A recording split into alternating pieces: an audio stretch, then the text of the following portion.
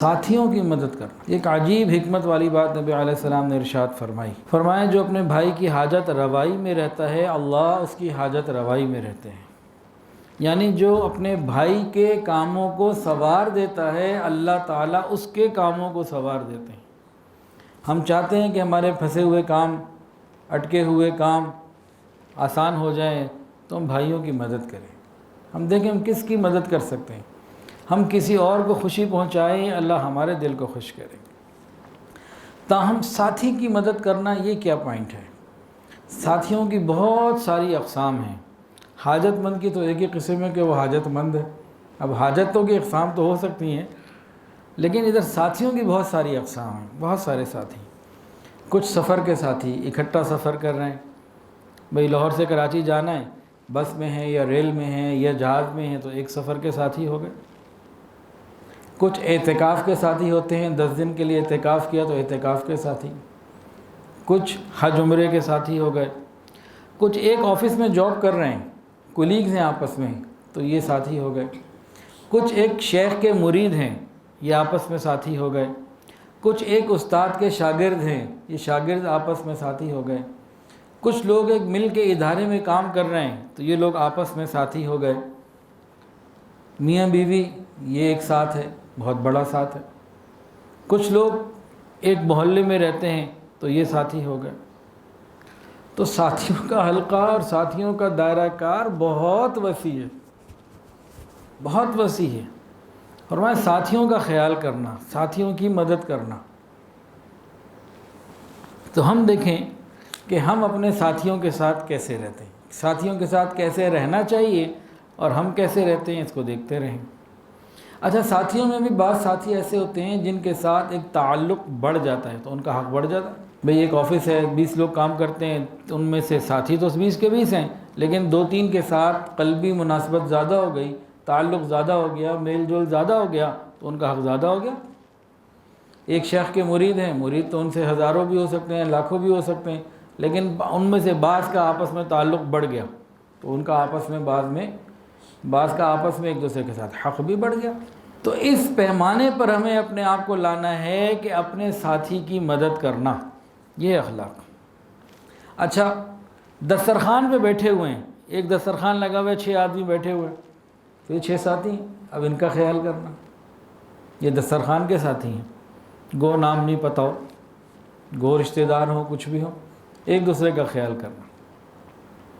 وہ کیسے ہوگا کہ بھئی ذرا کوئی اچھا سالن بنا ہوا ہے، اس کو وہ ڈش دوسری طرف کر دی، دال اپنی طرف، ہلکی چیز ذرا اپنی طرف کر لی، قیمتی چیز ذرا اچھی چیز آگے کر دی، دوسرے کو دے دی،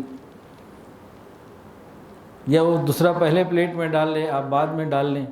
کسی بھی طریقے سے ساتھی کا اکرام دسترخوان پہ کرنے کا طریقہ تلاش کرنا کہ بھئی میں اس کا کیسے اکرام کروں۔ ایک محلے کے ساتھی، ایک مسجد کے ساتھی، ایک امام کے مقتدی، ان کا بھی آپس میں ایک دوسرے کو خیال کرنا۔ شریعت بڑی خوبصورت ہے۔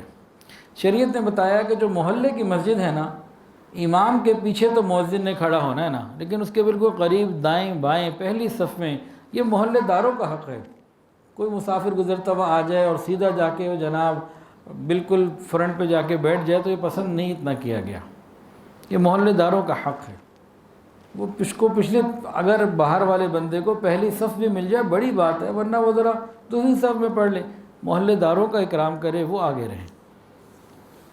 یہ سب شریعت نے باتیں بتائی ہیں۔ تو مقامی لوگوں کا حق اس مسجد میں زیادہ۔ اور ہمارے ہاں کیا ہوتا ہے، مسجد میں جو لوگ پہلے آ کے بیٹھ جاتے ہیں وہ خوب چوڑے ہو کے بیٹھے ہوتے ہیں، آلتی پالتی مار کر، اتنے میں پیچھے سے کوئی آ جائے تو اس کو جگہ نہیں دیتے۔ بھئی مسجد اللہ کا گھر ہے، یہ آپ کی اپنی ذاتی ملکیت تو نہیں ہے، بلکہ اس کو گھور کے دیکھتے ہیں آگے کیوں بڑھا یہ۔ ہاں اگر جگہ واقعی نہ ہو تو الگ بات ہے، لیکن جگہ ہوتی ہے لیکن اس کے باوجود دلوں میں جگہ نہیں ہوتی۔ تو ان کا مسجد کے ساتھیوں کا اکرام کرنا۔ اسی طرح ہم ایک سڑک پہ جا رہے ہیں نا، پیدل ہیں، موٹر سائیکل پر ہیں، گاڑی پر ہیں، اب وہ جو سڑک پہ اور لوگ ہیں وہ سڑک کے ساتھی ہیں، ان کا اکرام کرنا۔ گاڑی چلاتے ہوئے بلا وجہ ہارن نہ دیں، لوگوں کو تکلیف ہوگی۔ گاڑی ایسے نہ چلائیں کہ دوسروں کو تکلیف ہو۔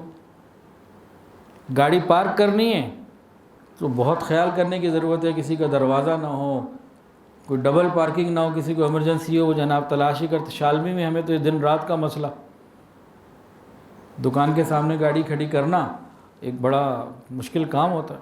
اپنے ساتھ والوں سے لاپرواہ ہو جانا اور اپنا ہی خیال کرنا یہ پسند نہیں ہے. جو سڑک کے ساتھی ہیں ان کا خیال کرنا ہوگا. خاص طور سے جہاں وہ ہوتا ہے نا ریلوے پھاٹک، وہاں تو یہ بہت مسئلہ ہوتا ہے. اچھے پڑھے لکھے ایم اے پاس، بلکہ اس سے بھی زیادہ ڈبل ایم اے پاس اور پڑھے لکھے لوگ بھی، ادھر بھی ٹریفک بند ہے ادھر بھی بند ہے، ادھر کی لائنیں کھڑی ہیں گاڑیاں اور ادھر والی آنے کے لیے کھڑی ہیں. ابھی ان میں سے کوئی ایک آگے آئے گا اور ادھر آگے کھڑی کر دے. تو کئی دفعہ آپ کو ایسے لوگ نظر آئیں گے گویا کہ اتنی تعلیم نے بھی ان کا کوئی بال بیکا نہیں کیا. ایسا بھی بعض دفعہ ہوتا ہے کہ دوسرے کا راستہ ہی بند کر دیا. تو یہ ساتھیوں کا اکرام کرنا تو نہ ہوا، وہ آپ کے سفر کا سڑک کا ساتھی ہے، اس کا اکرام کرنا پڑے گا. یعنی شریعت کتنی خوبصورت ہے، کتنے درجے تک جا کے بتایا کہ اخلاق کیا ہے. اور وَإِنَّكَ لَعَلَىٰ خُلُقٍ عَظِيمٍ، نبی علیہ السلام کے یہ اخلاق تھے، آپ نے سب کر کے دکھایا. تو جہاں بھی ہم ہوں ساتھیوں کا اکرام کریں. بھئی جماعت میں جا رہے ہیں، 10 ساتھیوں کی جماعت ہے، ساتھیوں کا اکرام کریں. کہیں بھی ہیں کچھ بھی ہے، ساتھیوں کا اکرام ہر مقام پر ہر سطح پر یہ ہمیں سکھایا گیا. چنانچہ نبی علیہ السلام نے ارشاد فرمایا اللہ تعالیٰ کے ہاں بہتر ساتھی وہ ہوتا ہے جو اپنے ساتھی کے لیے بہتر ہو. اب ہم دیکھیں کیا ہم اپنے ساتھیوں کے لیے بہتر ہیں کہ نہیں، تو اللہ کے ہاں ہمارا کیا مقام ہے خود ہی پتہ لگ جائے گا. ویڈیو کے نیچے سبسکرائب کے بٹن پہ کلک کریں، بیل کے آئیکن پہ کلک کیجئے تاکہ ہر نئی ویڈیو کی نوٹیفیکیشن آپ کو مل جائے.